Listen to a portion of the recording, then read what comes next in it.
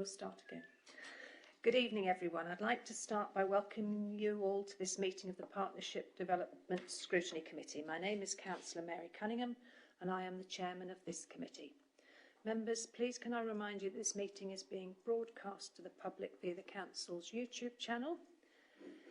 We are not expecting a fire alarm test this evening. In the event that the fire alarm sounds, please vacate the chamber via the fire exit at the rear of the chamber and assemble in the car park. And can I ask you please to make sure your mobile phones are switched to silent. And once you've finished speaking, can I ask you to turn your microphones off? I shall now proceed with the business of the meeting. Agenda item 1, apologies for absence. For this evening's meeting, I've received apologies from the following members: Councillors George Courtauld, Councillor Mrs Jenny Sandham and Councillor Paul Farragut. And I know everyone else is here. So I will move on to item 2, declarations of interest. Do members have any disclosable pecuniary interest, other pecuniary interest or non-pecuniary interest that they wish to declare this evening? Please state the item and the nature of your interest. No declarations? Then I will proceed to item 3, minutes of the previous meeting. Agenda item 3, minutes of the previous meeting. Please can I have a proposer to approve the minutes as an accurate record of the previous meeting of the Partnership Development Scrutiny Committee on the 13th of October 2021. Councillor Ball? And can I have a seconder? Councillor Hensman. Thank you both very much.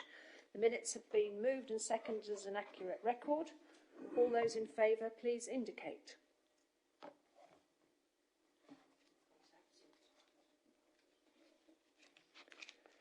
The minutes are approved. So, just sign the pages.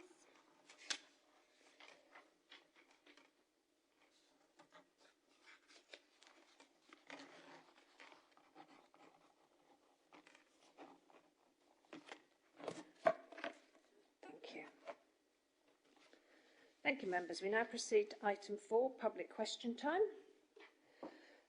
Public question time. Members, there are no registered speakers for this evening's public question time, so I'll proceed to item 5, scrutiny review into enforcement procedures, the draft.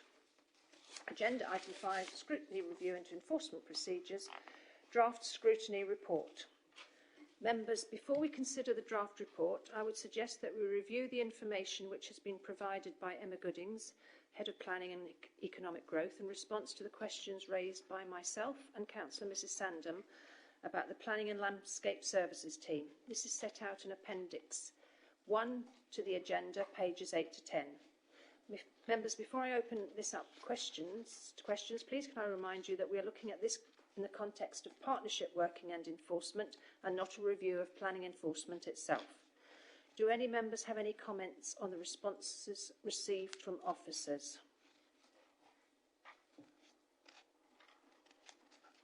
No. Thank you, members. As our evidence gathering sessions for the scrutiny review into enforcement procedures have now concluded, the committee has requested to give consideration to the draft report. Before we proceed with our considerations, please can I remind members that in suggesting recommendations for inclusion within the draft report, members should bear in mind the terms of reference for the scrutiny review and the evidence collected. Please can I remind you that we are not the decision makers excuse me, or have powers to resolve issues as we see them, but to make recommendations to the appropriate decision makers, which will include Cabinet. Therefore, our recommendations should be meaningful and evidence-based. The terms of reference and minutes of previous meetings have been recirculated to members. Members, based on the evidence gathered, are there any ideas for draft recommendations that you would like to raise for inclusion within the draft report? Please indicate. Members.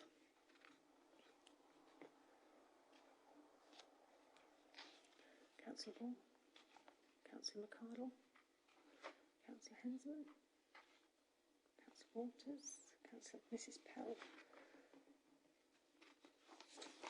No recommendations at all? Well, can Mrs. Pell, could you use your microphone, please? We know at the moment that there's a working party looking at planning enforcement. Is this tying in with that, or this is completely different?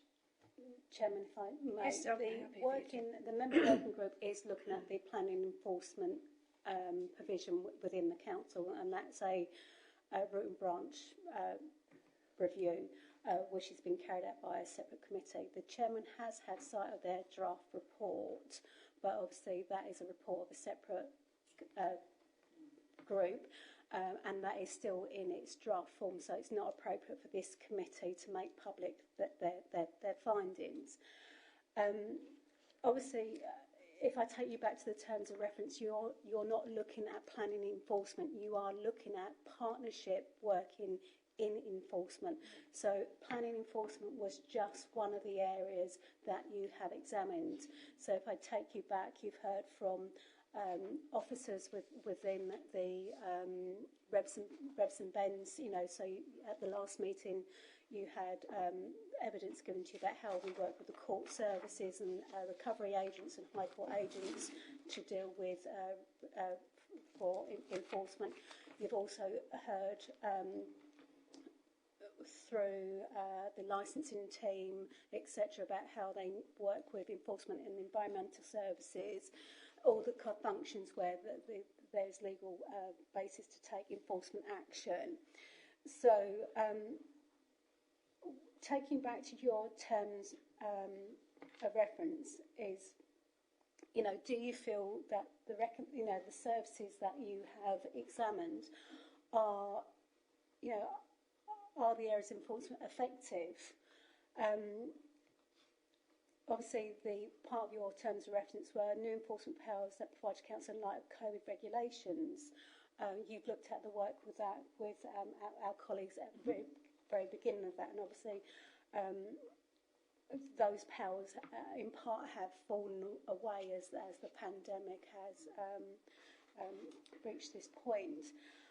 You're also looking at the partnerships. What partnerships do we have in place to strengthen its enforcement activity? Does the council utilise intelligence it holds or receives from third parties in order to work with its partners to implement enforcement? So you've got community safety annual report. So you had Tracy Parry come along, talk about how the council works through that partnership to deal with enforcement matters which cover everything from domestic abuse through to AS, antisocial behaviour, planning and licensing, and council complaints procedures and NEP.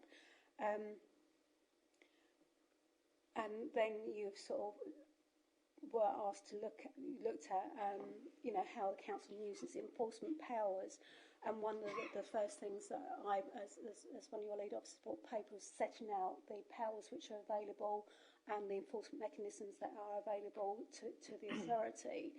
And then your final one is going forward, can the council improve its relationships with its partners in order to strengthen its enforcement activities, and how this could be achieved. So they're your terms of reference. So, you know, what we would ask members to do is to put your minds to those terms of reference and consider the evidence that you've had. And do you feel that those points have been addressed, or is there concerns arising out of the evidence that you have seen in order to make recommendations going forward? Chairman, Councillor Ball's indicated. Thank you, Madam Chairman. Yes, it was one. It was question 3.12 from Councillor Mrs. Sandham. I could quite appreciate her point on removal of trees and hedgerows from development sites. And is there more potential to do more to prevent this by working in partnership with other agencies like the Wildlife Trust, Essex Field Trust, or other? I was thinking of the Woodland Trust, whether they have any resources at all. The response 3.1 and 3.2, I think. Yeah, it's in the response to question 3. I thought didn't really answer the question totally. It's always something that causes controversy, in that in any planning application, there are trees which are marked as part of the landscape plan to be kept and trees which are removed. Now, I've seen countless examples of trees being removed and one never knows whether or not this is a breach of planning conditions or not, because it's such a difficult trail to follow. I just wonder whether there is any scope for using other agencies to provide intelligence on this. I think, obviously, I'm not here representing that service, but with my wider knowledge of the organisation,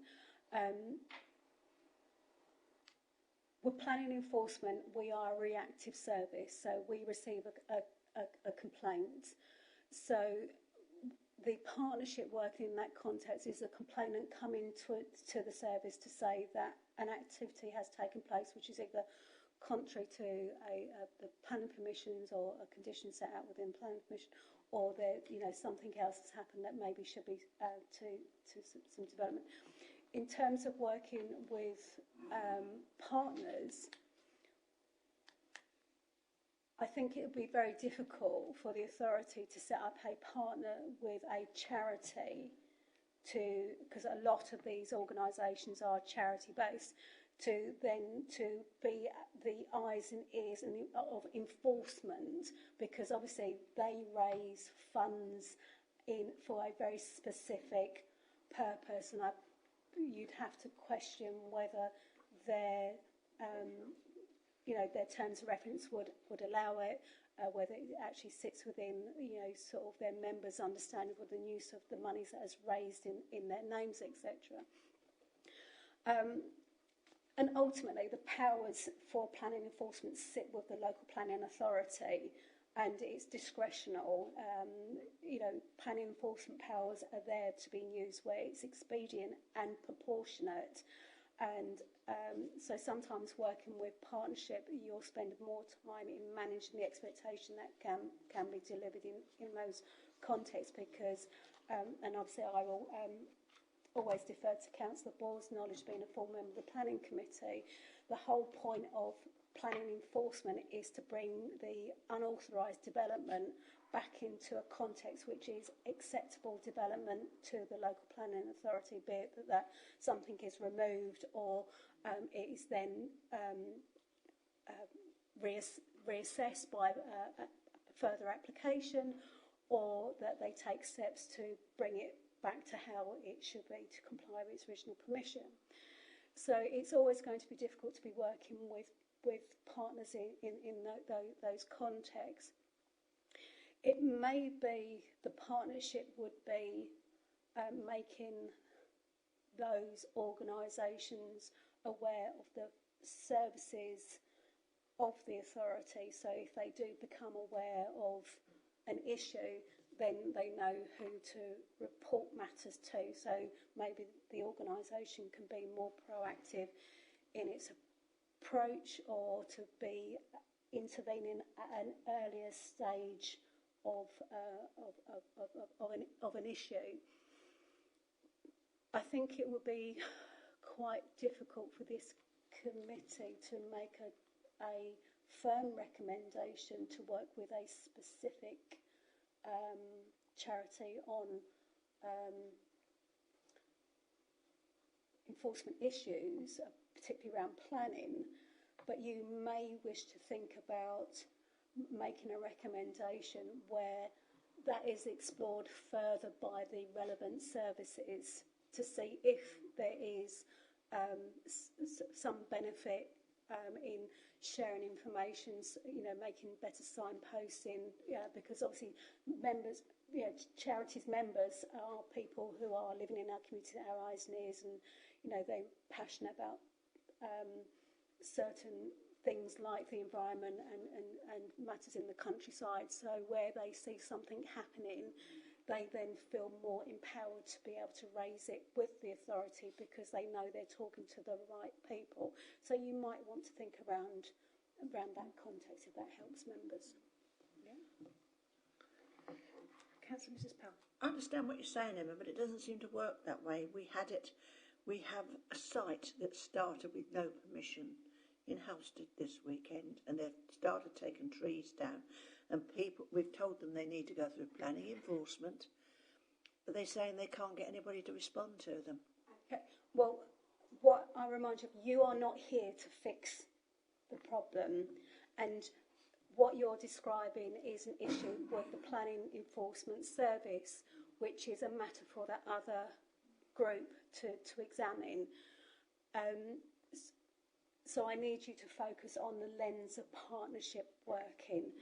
So if it's a case that people are not hearing what they're expecting to hear, it may be that there needs to be more information given, but again, I believe that would sit within the other review that has been taking place by the member working group. So again, I refer you back to the terms of reference. So the question is, do you, if I pose the question, do you feel this authority does all it can through its enforcement powers? If the answer is no, then what areas are you saying are, what can you do? Councillor Hensman. Yeah, I've got a couple of little thoughts, mainly from Remembrance Sunday, where we had council staff assisting with the road closures and making sure of the public safety and so on. And there was some from Street Scene, there were some who badged as the COVID ambassadors and so on, and I just so happened to ask, are they warranted and do they work across departments? And they said, not yet, we're working to it. And the ones in particular were working to licensing and environmental health with Dan Mulaney's team. So I thought it's more a case of a collective of enforcement officers that are multi-skilled, multi-department, because where, say, planning is snowed under, although it's not a statutory service, which I kind of found surprising, but if there's a lot of cases come in, they could be redeployed where another department's not quite as busy. And another one is where I go around and I see things just walking around, but with my internal knowledge of the authority and how it works, and I look at something and I think, is that right or isn't it? And my first port of call is the website, and it's hit and miss as to whether I get the information that's on there. So where I'm going with that is some authorities where I've looked elsewhere have got their, for example, licence registers available publicly, whereby I can look and say, yes, that venue has got a licence for live music, for example, or no, it doesn't, they need to have put a 10 in. But we used to get the licensing weekly lists, I think it was, and we'd know who's applied for what, and then I could look back and go, oh yeah, a 10 was applied for, but there's nowhere that the public could go, and it would save phoning up the licensing committee for the department, saying, oh, this is going on. Yes, we're well aware of that. But, a licence is in place, or a 10 has been applied for, didn't know that was going on, and it shouldn't. They need to. Do you see where I'm going? I do understand where you're going, Councillor Hensman, but the point that you're making is not about enforcement through partnership working. That is a member not being able to find the right information on the council's website in order to deal with a query. So, the matter that you raise is a matter of public register, and I would just like to park that there for the moment, because again, it doesn't quite fit in terms of it.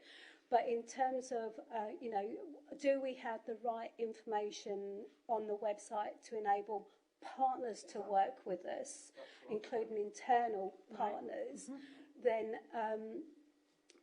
that's something you can think about in terms of a recommendation. The issue with not the issue, apologise for that, your comments in relation to the officers who can work across services. So, you have an enforcement officer who's skilled to work in a multiple of areas.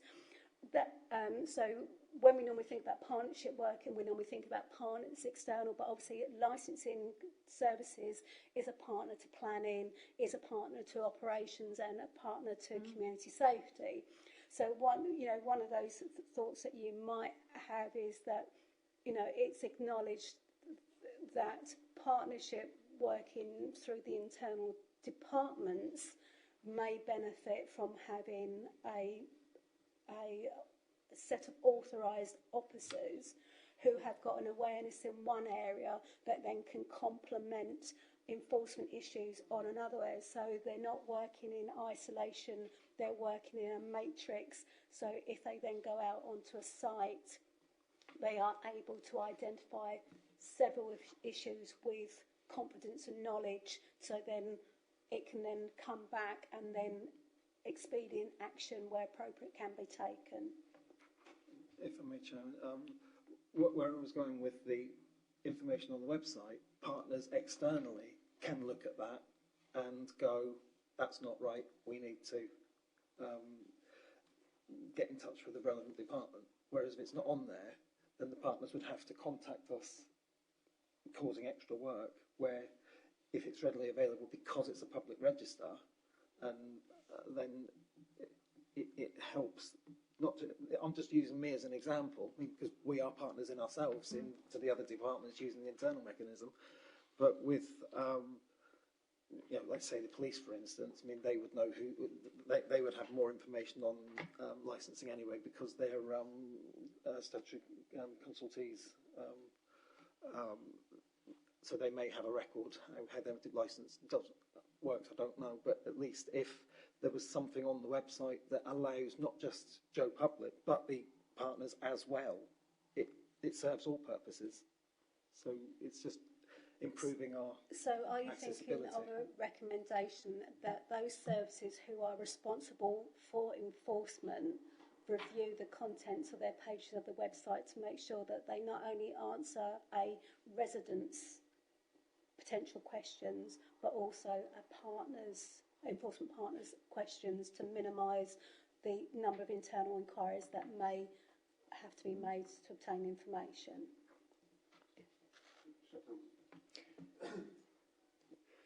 Make another point about that. I fully agree with what Councillor Hensman is trying to make, but it really crystallises the fact that the most powerful or potentially powerful partner that we have in all departments are members of the public, because there are difficulties both in planning and especially in licensing, as you're aware. Councillors on the licensing committee are not meant to be involved in enforcement.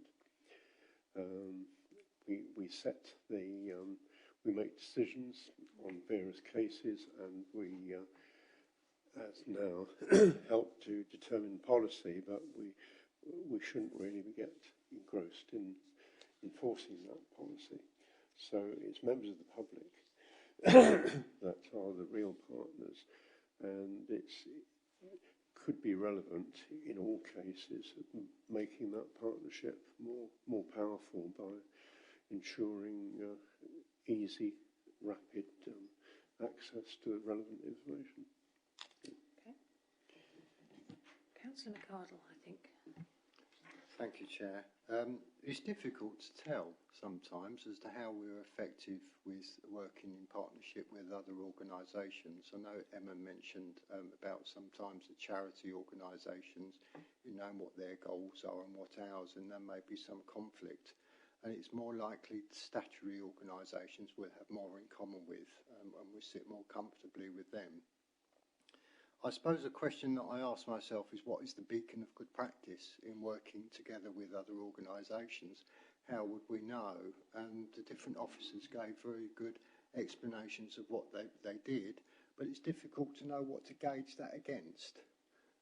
How would you know that it's effective partnership? And certainly some of the questions that I asked, the answers came back as well. We do talk with other organisations within Essex So that's like a benchmark as to what might be good practice. Something that I did raise was with regard to an increase in resource, and whether some of the departments would work better or more effectively if there was an increase in resource.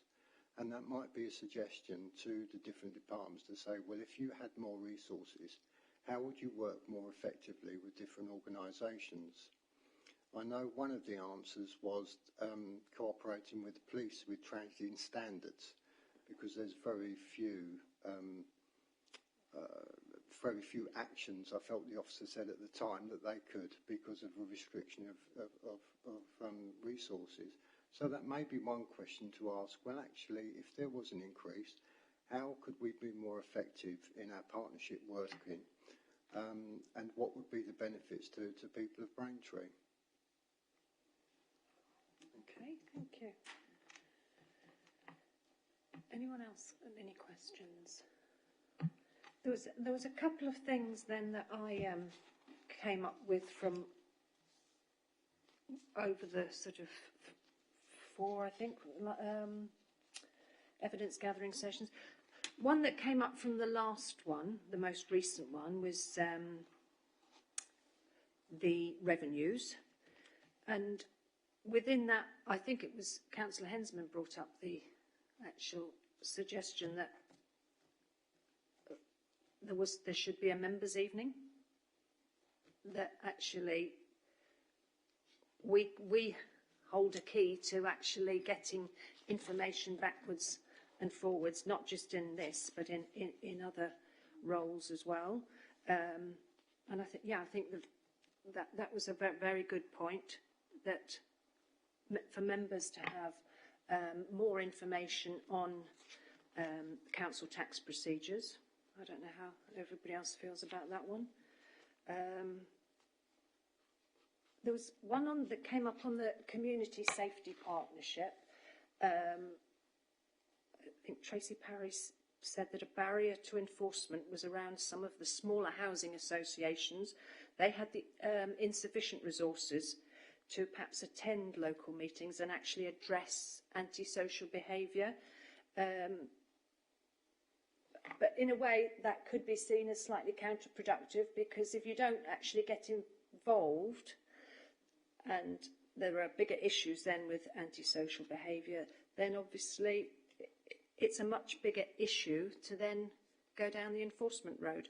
So is there a recommendation that they perhaps could be encouraged to, for these small housing associations, to actually get it over to them, the benefit and importance of them getting more involved? Yes, Chairman, certainly, because that's one of the things that was one of the pleas from Tracy Parry, is that the partnership is only as good as the participants on who goes to those meetings to share intelligence.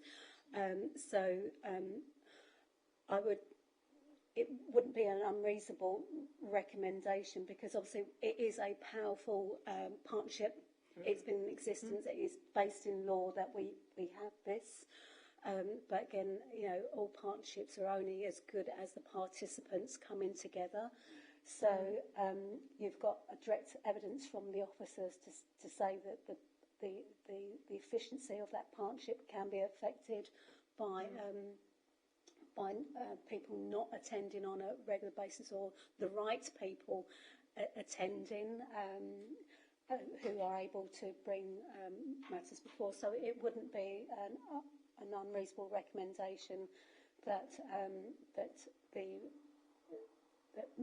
potentially the cabinet member with that responsibility encourages that participants come to make that as the most effective, because of obviously the scope of issues that partnership can deal with is extremely broad.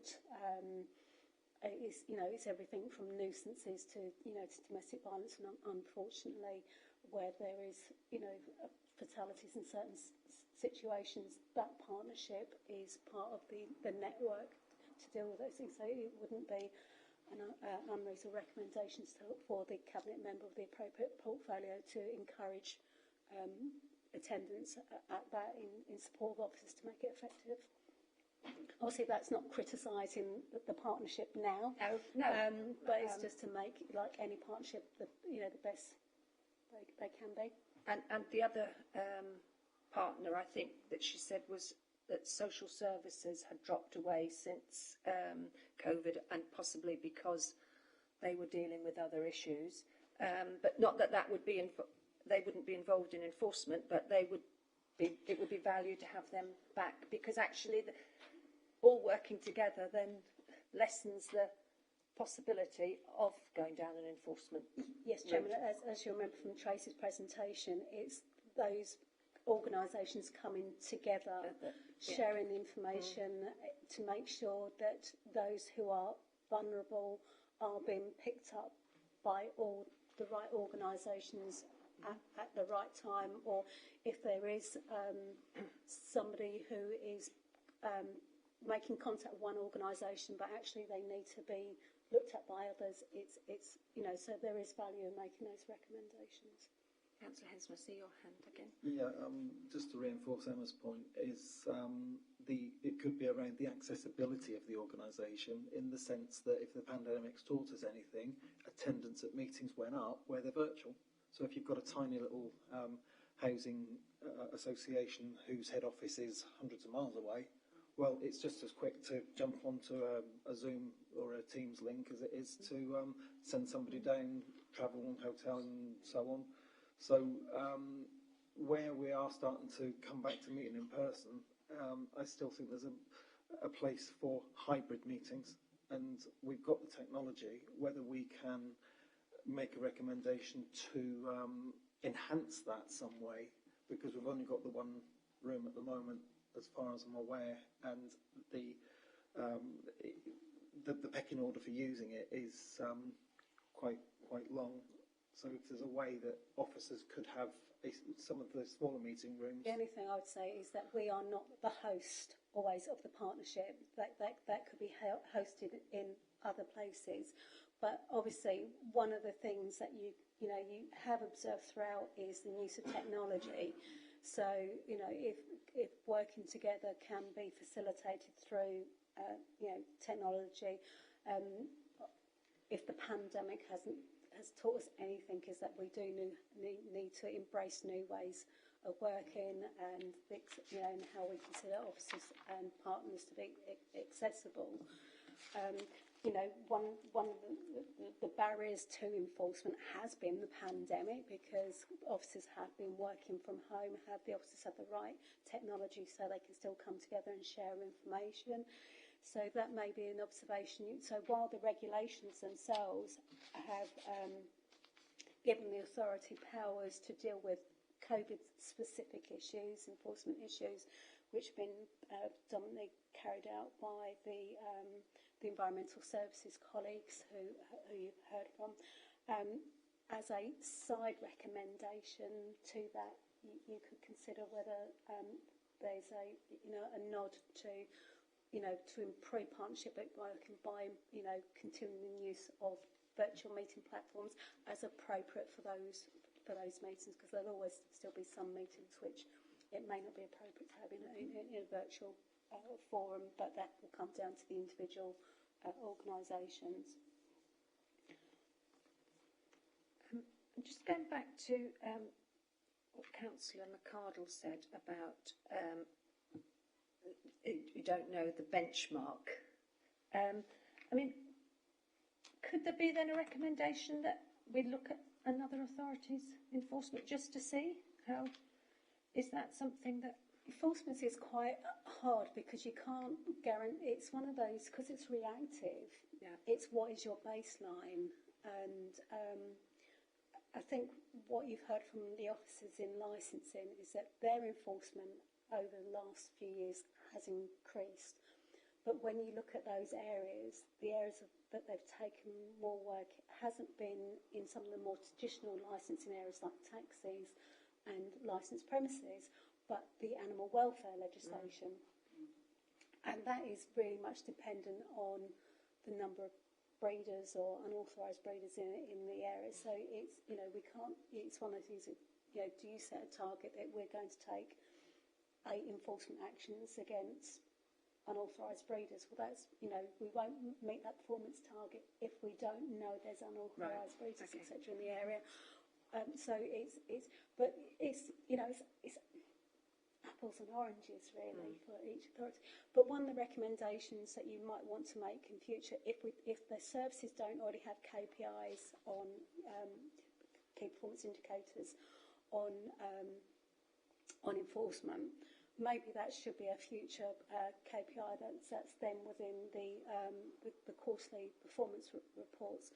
I have to say we are due to publish the Cabinet agenda on Friday, and I do know the second quarterly performance report is on there, so I can check whether that's something already within that. But, you know, if you want to, you know, if one of your concerns is we don't know how effective we are because we don't have an effective measurement tool, then maybe one of the recommendations is to have a KPI that does, you know, so we can, but obviously that's always with the caveat that enforcement is acknowledged that it's reactive, and if we're not taking enforcement action, it's not an indication that we're doing anything wrong as an organisation.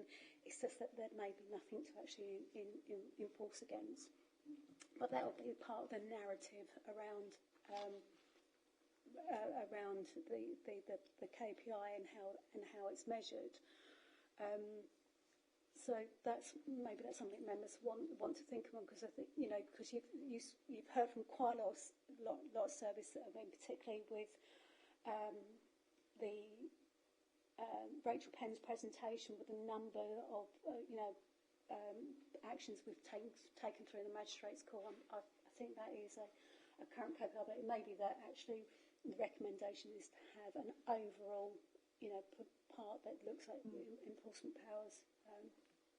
It is a thought. Okay.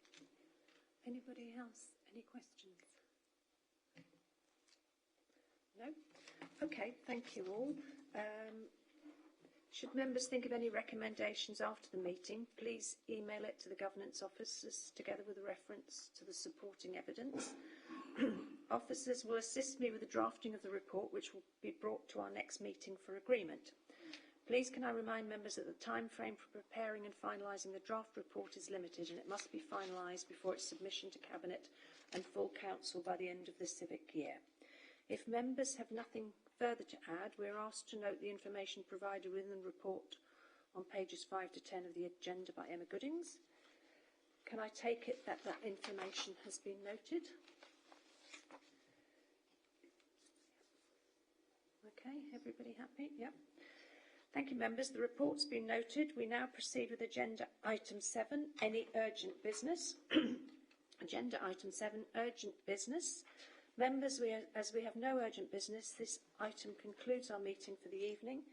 I will therefore close this meeting of the Partnership Development Scrutiny Committee at 7:52.